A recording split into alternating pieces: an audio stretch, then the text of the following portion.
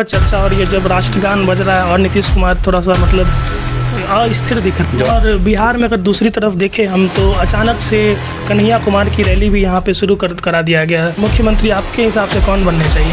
मुझे लगता है कि प्री पोल चुनाव से पहले नीतीश आएगा। और बिहार में अगर दूसरी तरफ देखें हम तो अचानक से कन्हैया कुमार की रैली भी यहाँ पे शुरू करा दिया गया है, जिसका कि शायद नाम है पलायन रोको। तो ऐसे में अगर देखिए, नमस्कार साथियों, मेरा नाम है आयुष कुमार और आप इस वक्त देख रहे हैं एपी न्यूज़। बता दें कि साल 2025 में बिहार में विधानसभा चुनाव होने वाली है, इसमें जितनी भी तमाम सियासी जो पार्टी है वो सभी अपनी स्ट्रेटजी को लास्ट टाइम में देने के लिए आगे बढ़ रही है। तो ऐसे में हमारे साथ अभी बैठे हुए हैं अक्षय कुमार जी, जो कि राजनीति विश्लेषक हैं। आइए इनसे हम लोग बात करते हैं कि इस वर्ष चुनाव में क्या होगा। स्वागत है आपका एपी न्यूज़ पर अक्षय जी। जी धन्यवाद। तो देखिए, इस बार का चुनाव जो है ना, वो बिहार का चुनाव में लगभग ज़्यादा कुछ अंतर तो रहता नहीं है, क्योंकि वही जात पात वही धर्म के आधार पे वोट पड़ना रहता है। तो इसमें कुछ ऐसा है नहीं, जनता के बीच में मतलब कुछ ऐसा कोई इशू मतलब ऐसा ट्रिगर नहीं करता है जिसको देख के आप बोलिए कि अरे ये इशू है। इस इशू में आपको याद होगा कि बेरोज़गारी का लेके कितना ये चला था बीच में, पब्लिक के बीच में।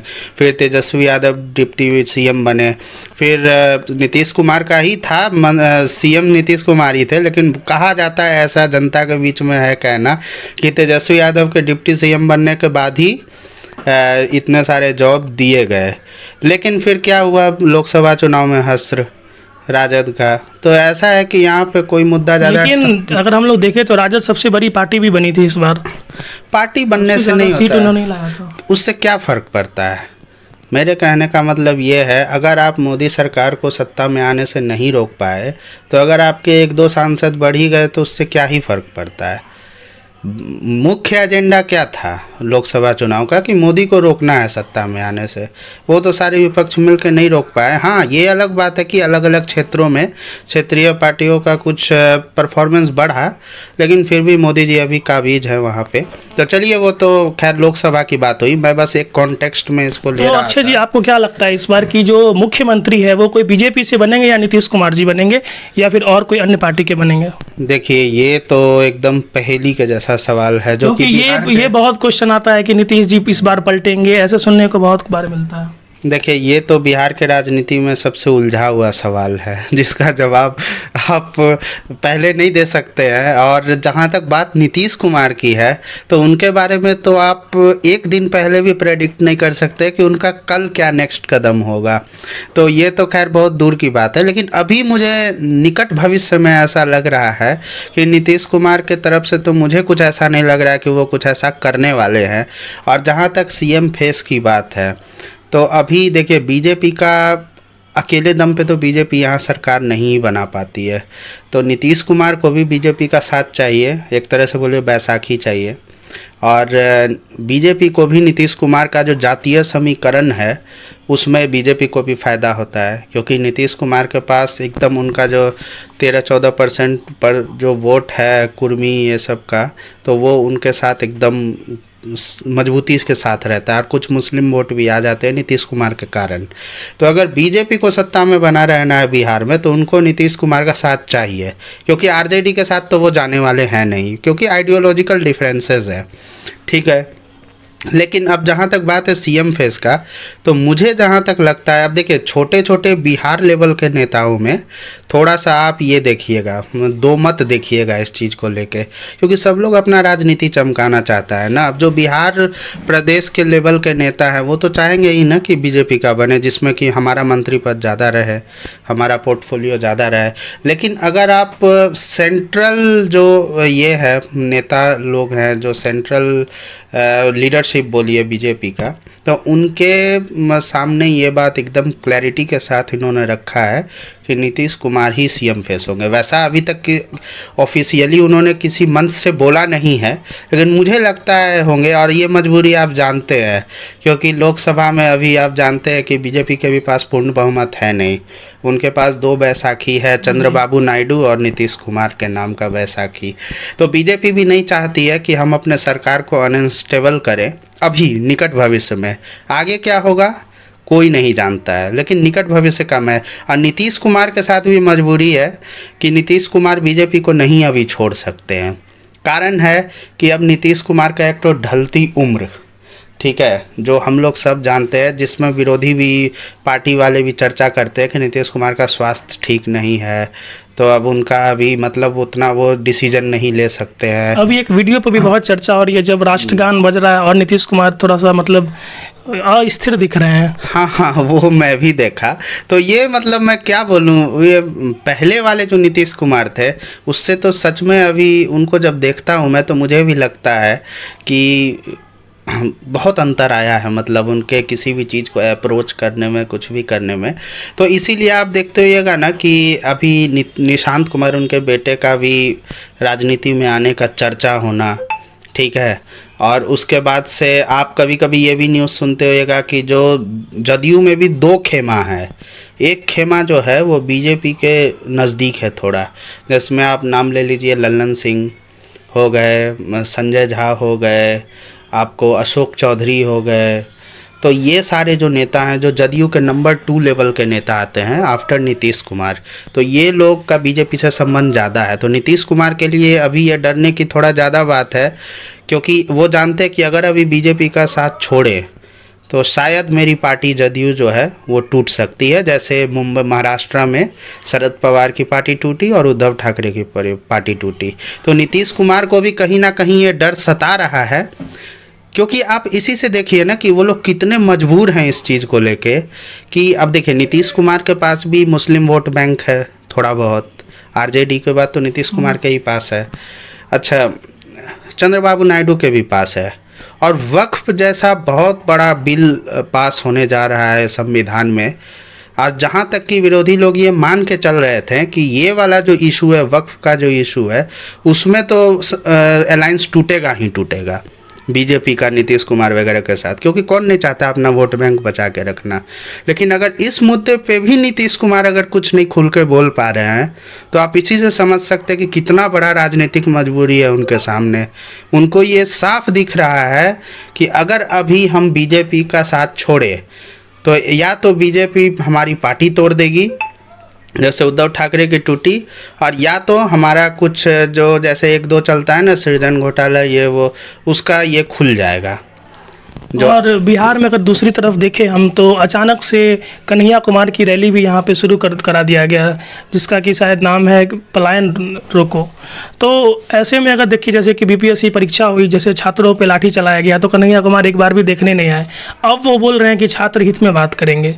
तो क्या लगता है कन्हैया कुमार की जो रैली है वो इस इलेक्शन में क्या प्रभाव डालेगा? देखिए ये सब राजनीतिक स्टंट है मुझे जहाँ तक लगता है। और देखिए कन्हैया कुमार एक युवा हैं और युवा में बहुत पोटेंशियल होता है, ठीक है।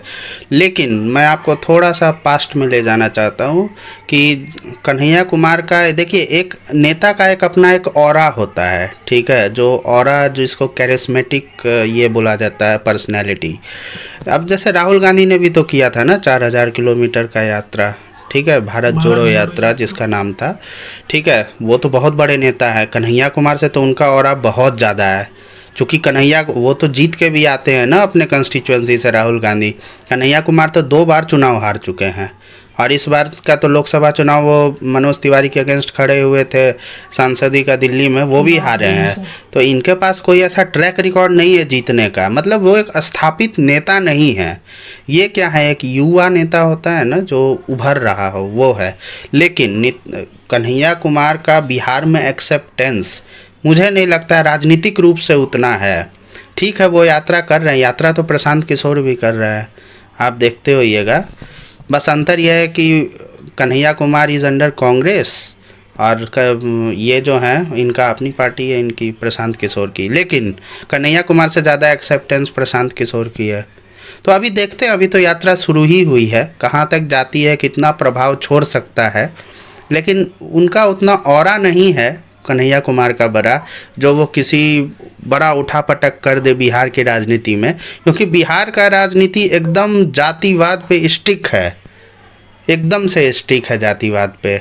इतने वोट बैंक नीतीश कुमार के पास है, MY समीकरण जाता है आरजेडी के पास, भाकपा माले का अपना एक वोट बैंक है, कांग्रेस यहाँ पे उतना मजबूत है नहीं, बट फिर भी अलायंस में उसको भी कुछ मुस्लिम वोट जो ये सीमांचल इलाके का होता है वो उसको मिल ही जाता है। ओवैसी के पार्टी का दखल होना, एक एक जात पे एक नेता है, यहाँ पे एक पार्टी है, सन ऑफ मल्लाह मुकेश सहनी, वो मल्लाह का नुमाइंदगी करते हैं, ठीक है। तो एक एक पार्टी आप देखिए, रालोसपा जो उनका है, उमेश कुशवाहा, उपेंद्र कुशवाहा का, ठीक है, जीतन राम मांझी दलित, वो अपना दलित वोट बैंक साधते हैं। बीजेपी आगरा वोट बैंक साधती है, प्लस ओबीसी में इनका कुछ है। तो मेरा वही कहना है कि यहाँ का जो चुनाव होता है ना, यहाँ का जो भी राजनीतिक समीकरण है वो पूरा जाति के बेस पे है। इसीलिए आप देखिएगा कि प्रशांत किशोर जैसे नेता नहीं यहाँ पे ज़्यादा सक्सेस कर पाते हैं। विज़न बड़ा है लेकिन एक्सेप्टेंस नहीं है उस विज़न का। आप देखते होइएगा, एक बार वो पुष्पम प्रिया बाहर की पढ़ी हुई है, she is more capable than Tejashwi Yadav, she is more capable than Bihar के जो बीजेपी के नेता हैं और कांग्रेस के, मतलब in comparison of other leaders, but she has no acceptance, political acceptance. क्यों?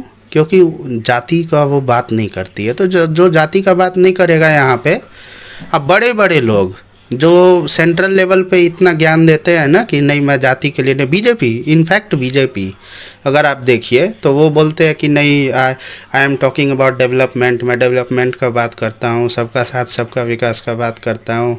लेकिन जैसे ही बिहार यूपी में आते हैं कि उनका वो फिर धर्म की राजनीति, जाति की राजनीति, ये सब। क्यों? क्योंकि यहाँ का बेस ही वही है।